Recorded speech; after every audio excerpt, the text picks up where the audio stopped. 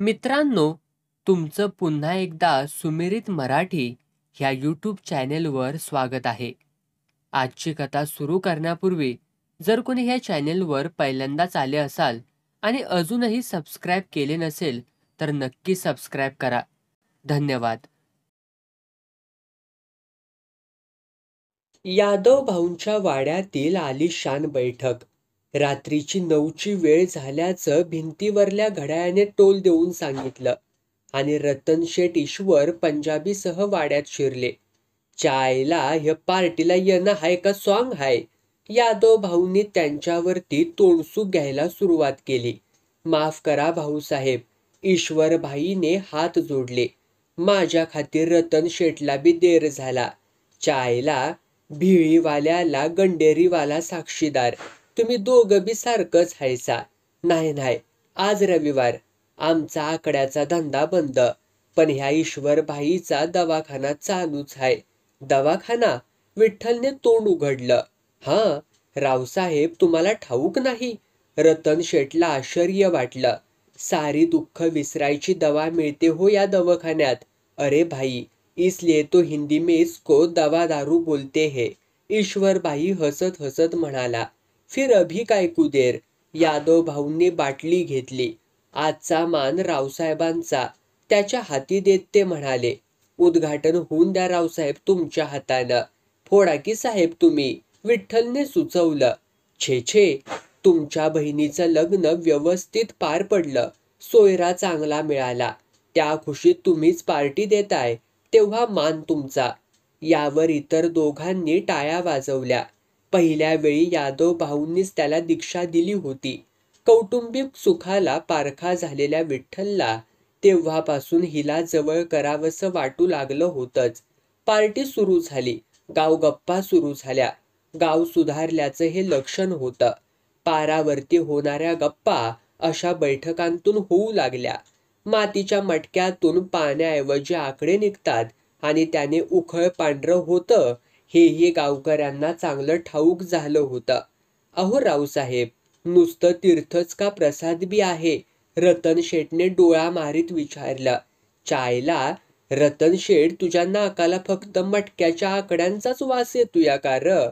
यादव भाऊंनी म्हटलं. तुला कोंबडी शिजत असल्याचा खमंग वास येत नाही? अरेच्छा भाऊ, खरंच की, पण वाड्यात तुम्ही तर वस्तीवरती राहता. अरे खास आमच्या बाहेरची वरती कामगिरी सोपवली आहे. आणि यादव भाऊंनी नागपुडीला बोट लावलं. अच्छा, आई बात समज में. ईश्वरभाईने मान डोलावली. काय करणार, नाईलाज झाला. आमच्या घरी चालत नाही हे, विठ्ठलने अडचण सांगितली. तेव्हा भाऊच म्हटले काळजी नको करू. रावसाहेब, रतन शेठने सवयीने डोळा मारला. घरातल्या अशा अनेक अडचणींसाठी अशी बाहेरची सोय करावीच लागते. वा वा, क्या फरमाया रतन शेठ. ईश्वरभाईने हातवारे करून दाद दिली. जसे पेले पोटात रिचवले जाऊ लागले तशा जिभा सैल होऊ लागल्या. रावसाब, अगर ऐसा न हो. पेला ओठांना लावून रिकामा केल्यावर ईश्वरभाई बडबडले. शराब को होठ लगाने में बोतल में रात भई गई. याद सहेली जब आई, पूरब में सुबह निकल आई. बेहोश में गए घर उसके, ख्वाहिश मिलन की नजर आई. पर पलंग पर लेटते ही यारो, हमको गहरी नींद आई. वाह वाह वाह वाह, रतन शेठने टाळी दिली. पण तुझी सहेली कुठे? रसोई घर में. ए निर्वाशा, तोंड सांभाळून बोल. यादव भाऊ लगेच गरम झाले. रतन शेठ आणि विठ्ठल बिचकले. अरे मुर्गी की टांग रसोई घर में हमारी राह देख रही है ना. ईश्वर भाईंनी कलाटणी दिली. उसको जल्दी लाओ रावसाब. सुटकेचे निश्वास सोडले गेले. विठ्ठल उठला, स्वयंपाकघरात गेला. सुंदरकडे नजर गेली आणि चेहऱ्यावरती खिळून राहिली. हा, तू तू हिथं कशी सुमन? मध्य प्रभावित डोळ्यांच्या पापण्यांची उघडझाप झाली. सुंदर हसली, कुजबुजली. सुमन नाही, सुंदर. नाव बी सरलात व्हय. छे, तू सुमनच आहेस. मनात कोरून ठेवलेली नि आजवर जपलेली प्रतिमा त्याला सुंदरमध्ये दिसू लागली. कोण ही सुमन? सुंदरने नवलाने विचारलं. माझी प्रेमदेवता. रावसाहेब. यादव भाऊंची हाक दोघांनी ऐकली. चायला तिकडच मुर्गीवरती ताव मारतायसा का काय व? पाठोपाठ हास्याचे स्फोट. आवरा रावसाहेब, ताटं भरलेत, घेऊन जावा. सुंदरने घाई केली. विठ्ठलचं नंतर पार्टीत लक्षच लागलं नाही. त्याच्या मद्य चढलेल्या मेंदूने त्याला सुमनच्या झोक्यावरती झुले घ्यायला लावले होते. आठवडाभर विठ्ठल स्वतःच्याच नादात होता. मनातल्या मनात सुंदरची तुलना सुमनशी करीत होता. साम्यस्थळ शोधित होता. सुमन तर तिच्या संसारामध्ये छान रमली होती. कधी काळी आपला जीव तिच्यावरती जडला होता याची जाणीव तरी आज तिला असेल का? पण आपण तिला कधीच मनातून काढू शकलो नाही. बायको सावित्री जवळ असलो तरीही सावित्रीने आवेगाने आपल्याला मिठी मारावी आणि त्याच क्षणी सुमन आपल्या मिटल्या डोळ्यांपुढे यावी असं होतंय. आणि आपण सावित्रीला मनातून दूर लोटतो. मग उरतो फक्त शारीरिक भोग. असं कितीदा झालं आणि आता तर तेही होत नाही. घरात सासूची घालून पाडून बोलणी सहन करीत दिवसभर राबायचं आणि देवाला साकडं घालायचं. उपास तापास व्रतवैकल्य करायचीत. पोटी संतान व्हावं म्हणून किती वर्ष झाली हे असंच चालू आहे. त्या पार्टीच्या रात्रीने विठ्ठल झपाटून गेला. कोंडवाड्यात कोंडमारा झालेलं वासरू अचानक दाव सुटल्याने उधळलं होतं. संध्याकाळी यादव भाऊंनी त्याला वाड्यावर बोलावलं. तो गेला. काय रावसाहेब, त्यांनी हसत पाठीवरती थाप मारीत म्हटलं. त्या रात्री चढलेली अजून उतरलीच नाही वाटतं. छे छे, तसं काही नाही हो साहेब. नाही कसं? आम्ही बघतोय ना. कामात ध्यान आहे कुठं तुमचं? का बरं? विठ्ठल गडबडला. कामात काही चूक? चायला आम्ही कुठं रोजच्या रोज लक्ष घालतोया. आमचा पुरा भरोसा आहे हो तुमच्या कामावर. ते जाऊन द्यात. आणि यादव भाऊ गप्प बसले. काही क्षण स्तब्धता. आपलं मन सुंदरकडे ओढ घेतं हे समजलं का चेअरमन साहेबांना की त्या रात्री पार्टीत आपणच बडबडलोय काहीतरी. त्याचा जाब विचारायला तर बोलावलं नाही ना. सुंदर याचं प्रेमपात्र. त्या पात्राजवळ जाण्याचा आपण गुन्हा केला. नशीबवान आहेस विठ्ठल. पुन्हा चेअरमनची पाठीवरती थाप पडली. काय झालं साहेब? अनपेक्षित शाब्बासकीने तो गोंधळला. अरे सुंदरला इतकी वर्ष अंगाखाली घेतो आम्ही. वयात आल्यापासून तिच्यावरती डोळा होता आमचा. किती प्रयत्न केला. दादागिरी केली. 17 भानगडी केल्या तिच्याकरिता. तरी ती आपण वहून वश झाली नाही आम्हाला. माझ्या नशिबाशी काय संबंध आहे वयाचा साहेब? विठ्ठल गोंधळला. आम्ही हवेत बाता मारत नसतोय विठ्ठल. सुंदरने खुद्द आमच्या जवळच निरोप दिलाय तुझ्यासाठी. निरोप? माझ्यासाठी?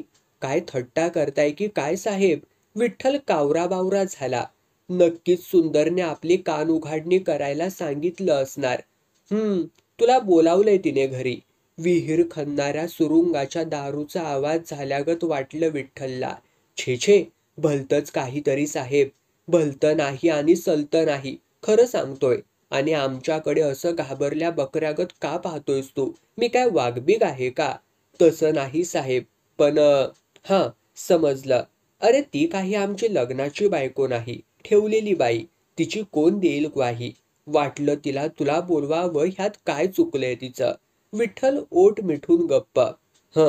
तर आता रात्रीचा भाकर तुकडा खाऊन झाल्यावर जा तिच्या घरी. ती वाट पाहते. तरीही विठ्ठल गप्पच. गडागडा हसून झाल्यावरती चेअरमन म्हणाले, घाबरू नकोस. आमचा ऑडिट येत नाही तिकडं. आम्ही आता निघालो मुक्कामाला वस्तीवरती. आज संकष्टी चतुर्थी. सावित्रीचा कडक उपास. पाण्याशिवाय तिच्या पोटात दिवसभर काही नव्हतं. रात्री उशिरा चंद्रोदय. चंद्राला ओवाळून मग उपास सोडायचा. दिवसभराची कामं अर्थातच चुकली नाहीत. म्हाताऱ्या सासू सासऱ्यांनी संध्याकाळीच खाऊन घेतलं होतं. 9 वाजून गेले आणि विठ्ठलने घरामध्ये पाऊल ठेवलं. मला वाढ ग पटकन जेवायला. आल्या आल्या त्याने हुकूम सोडला. आज संकष्टी चतुर्थी. चंद्रोदय झाला की चंद्राला ववाळून दाखवून मग. सावित्री मान खाली घालून अदबीने म्हणाली, छे छे, मला खूप भूक लागले. वाढ झटपट. विठ्ठलच्या डोळ्यांपुढे सुंदरच्या रूपाने सुमन उभी होती. आता उगवलच चंद्र. थोडासा दम धरला तर? कशाला पुसते चंद्र? आपल्या संसारात चांदणं फुलायला. सावित्रीचा पारंपरिक आशावाद. तो स्वतःच परप्रकाशी, तो काय दुसऱ्याच्या संसारात चांदणं फुलवणार आहे. हे खगोलशास्त्र समजायला सावित्री शाळेत गेलीच नव्हती. नवरा भलतंच बोलतोय म्हणून ती भ्यायली.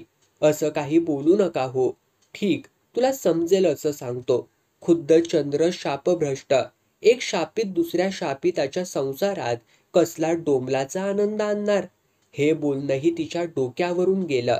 आपल्या व्रतवैकल्याबद्दल चुकूनही चौकशी न करणारे हे आज असं का बोलताहेत ते सावित्रीला कळेच ना. प्रारंभीच्या काळात तिने विठ्ठलला आग्रह केला होता. त्यानेही तिच्या उपास-तापासात सहभागी व्हावं. तेव्हाच त्याने सांगून टाकलं होतं, तुला काय उपास-तापास करायचे ते कर. मी नाही पडणार ह्या भानगडीत. मला वाढतेस का जाऊ मी तसाच बाहेर. बाहेर? आणि आत्ता? हां, काम आहे महत्वाचं एक. तिने पाठ मांडला. ताट वाढलं. कसे तरी 2 घास पोटात ढकलून तो बाहेर जाण्यास निघाला. लवकर या, ती म्हणाली. चंद्रोदय झाला. तिने पूजा करून नैवेद्य दाखवला आणि मनोमनी प्रार्थना केली. देवा भाऊराया, आणखी किती काळ वांझोटीचं जिनं जगायला लावणार. माझी कूस उजवू देत. प्रत्येक संकष्टीला केलेली तीच ती पूजा आणि प्रार्थना. प्रसाद म्हणून तिने जेवण करून उपास सोडला. आज तिला वेगळं वाटत होतं. नसा-नसात उल्हास भरला होता. नुकतीच पाळी येऊन गेली होती. बी रुजण्याचा काळ होता. चंद्राची मनोभावे पूजा केली होती.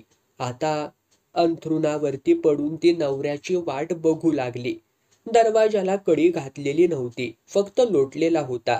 त्याला तशी सवयच झाली होती, कारण तो लोटून आत येण्याचे धैर्य फक्त यादव भाऊच करीत होते. दारावरती थाप पडताच तो उघडला गेला. समोर सुंदर उभी होती. हसून म्हणाली, या की रावसाहेबात. संकोचल्या मनाने तो आत आला. बसा की पलंगावरती. तिने हात धरून बसवलं. सुंदर, तुम्हाला सुमन नाव आवडतं ना, मग सुमनच म्हणा की मला. तुला आवडेल. तुमची प्रेमदेवता नक्कीच खूप रूपवान असल. मला बी आवडल. हा सुमन. तू निरोप. तो थांबला तिची प्रतिक्रिया अजमावण्यासाठी. वय, पार्टीच्या रात्रीपासून माझं मनच थाऱ्यावरती नव्हतं. भाऊसाहेबांनी खूप छेडलं, पण मनच लागना. धीर करून सांगितलं त्यांना आणि कसं बी करून तुम्हाला घरी यायला सांगा म्हणून इनवलं. रावसाहेब आपल्या मनात भरलेल्या बाईला अंगाखाली कशी घ्यायची हे शिकवलं नाही यादव साहेबांनी. सुंदरने भेदक प्रश्न केला. कोण तुमची ही सुमन म्हणायची? सुंदर. विठ्ठलचा आवाज चढला. प्रेम करणारा पूजा करतो, बलात्कार नाही. शरीर सुख लाभलेलं नसूनही विठ्ठलची सुमन बद्दलची अशी हळूवार आणि नाजूक पवित्र भावना.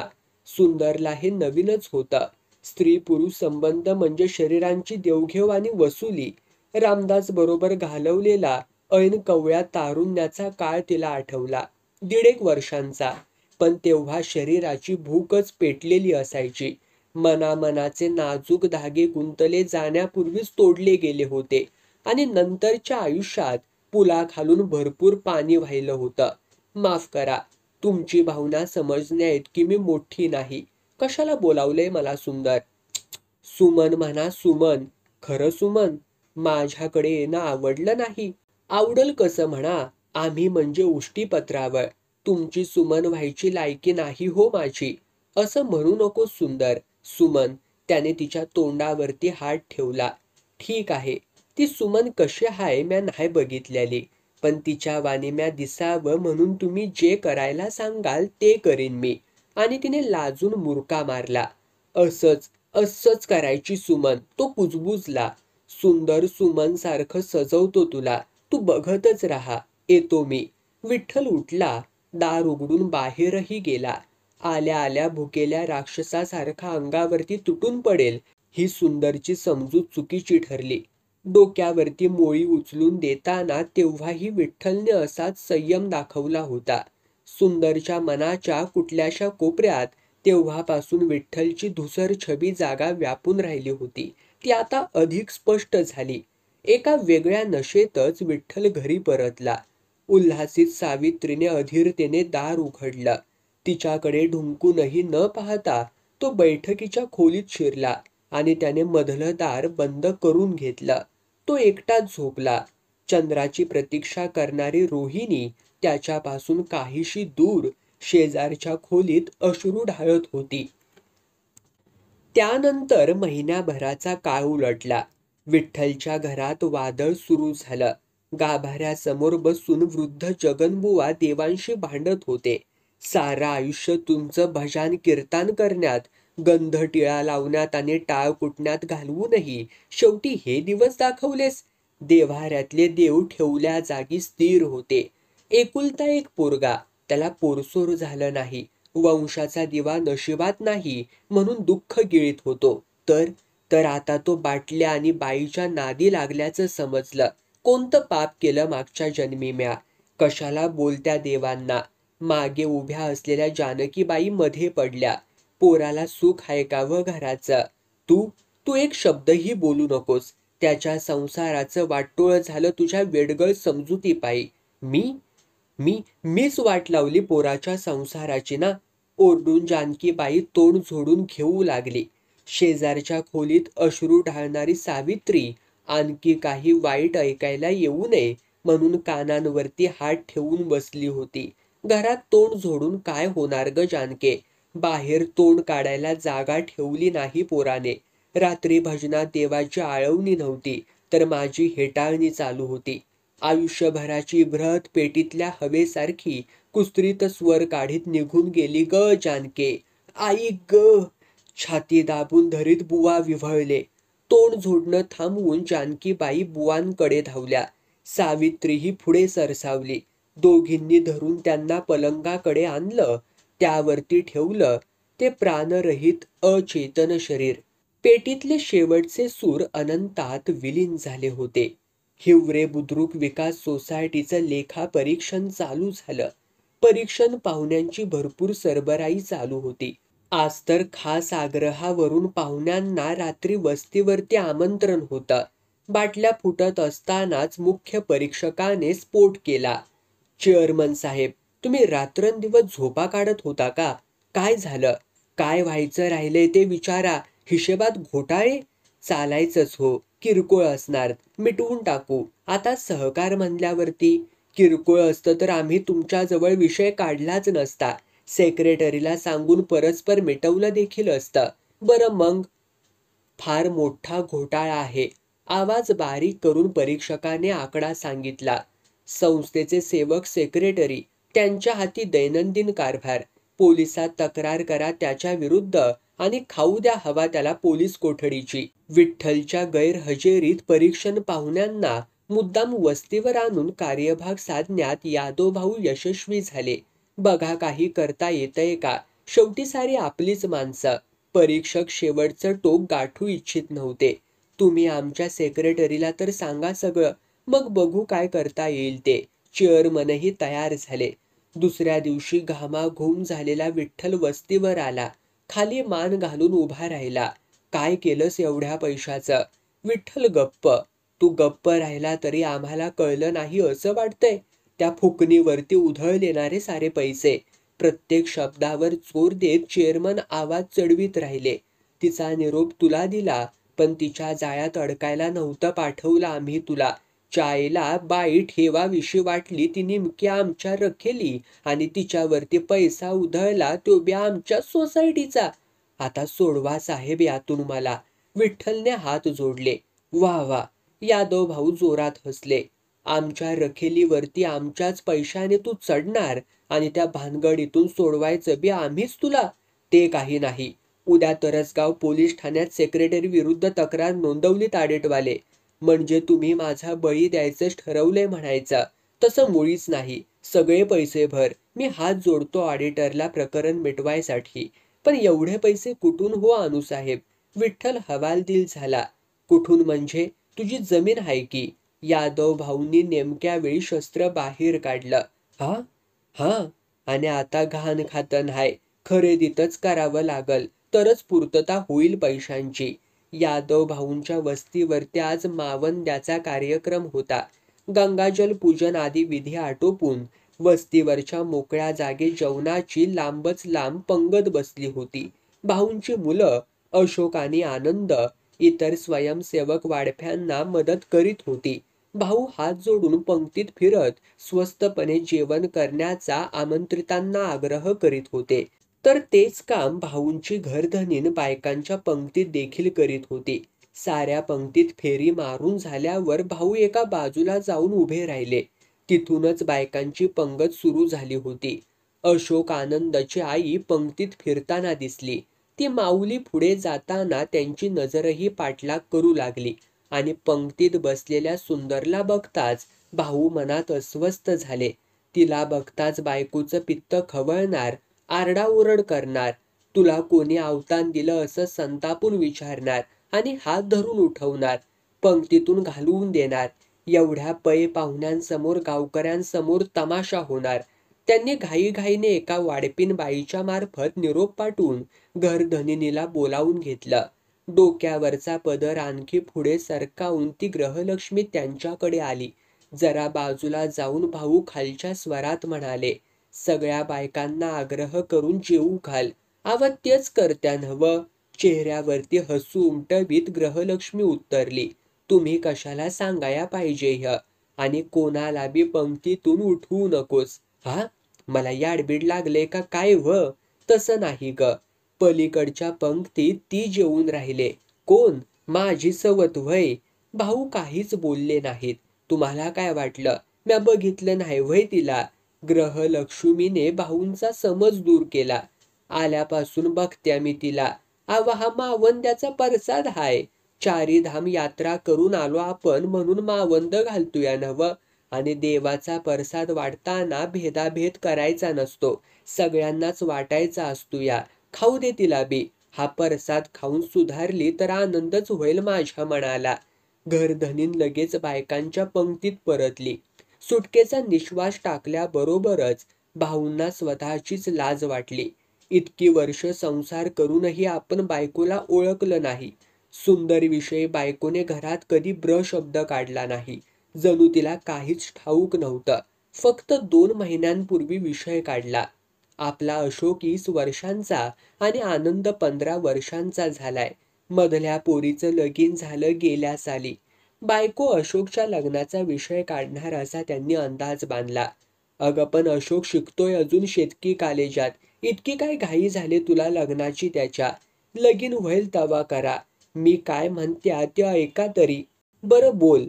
आपण चारीधाम यात्रा करू. हातून जी काय पाप झाली असतील ती गंगेत धुवून टाकू आणि निर्मळ मनानं हितून मोहरं जगू.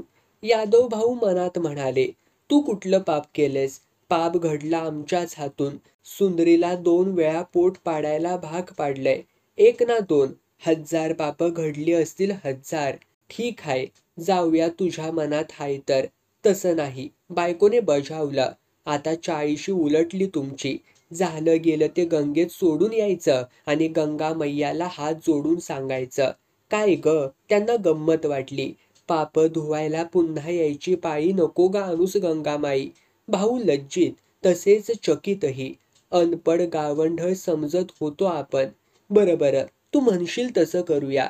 त्यांना मन मोडवेना. शपथ घ्यावी लागल काशी विश्वेश्वरासमोर. हा? भाऊंची चलबिचलच झाली. काशीनाथ म्हणजे संतापी देव. शपथ मोडली तर 3रा डोळा उघडून बेचिराग करील. घरधनिनीने दाग दाखवला. बरं घेऊ शपथ. भाऊ कबूल झाले.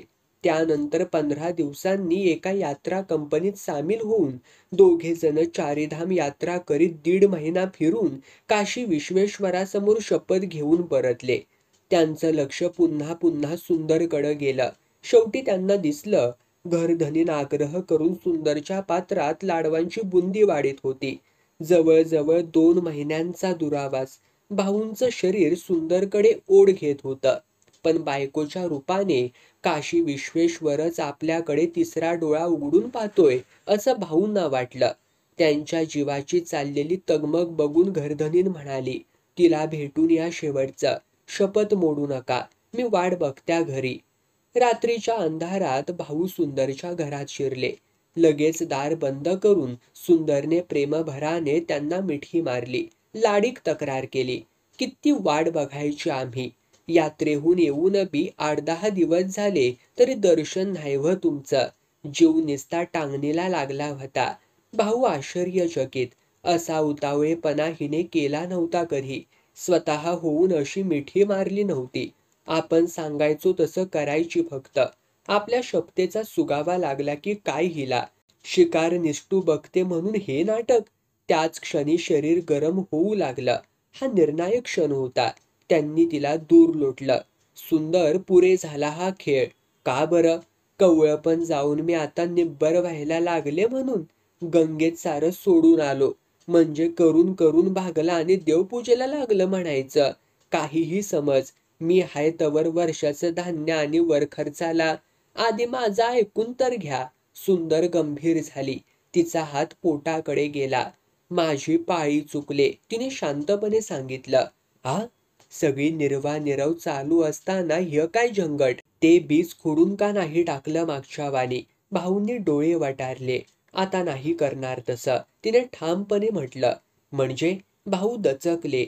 हिच्या पोटात आपलं बीज काढून नाही टाकलं तर वाढणार. ते आपलं नाव लावणार. इस्टेटीमध्ये वाटा मागणार कदाचित. निदान त्याच्या बळावर ही सतावत राहणार. ते काही नाही. पाडून टाक.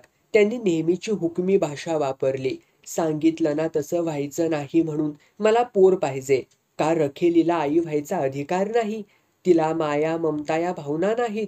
आपल्या थानातलं दूध तान्ह्या बाळानं प्यायचा आनंद रखेलीला नको असतो या वय? ऐकून घे सुंदर. माझ्या इस्टेटीमधली सुईच्या टोका इतकी बी चीजवस्तू आणि जमीन मिळायची नाही तुझ्या संतानाला. भाऊ चिडून बोलले. वाह! दुर्योधन दुःशासन पुन्हा उतरले म्हणायचे. पर मी द्रौपदी न्हाय. त्यांना बी जे जमलं न्हाय ते तुम्ही केलं सा.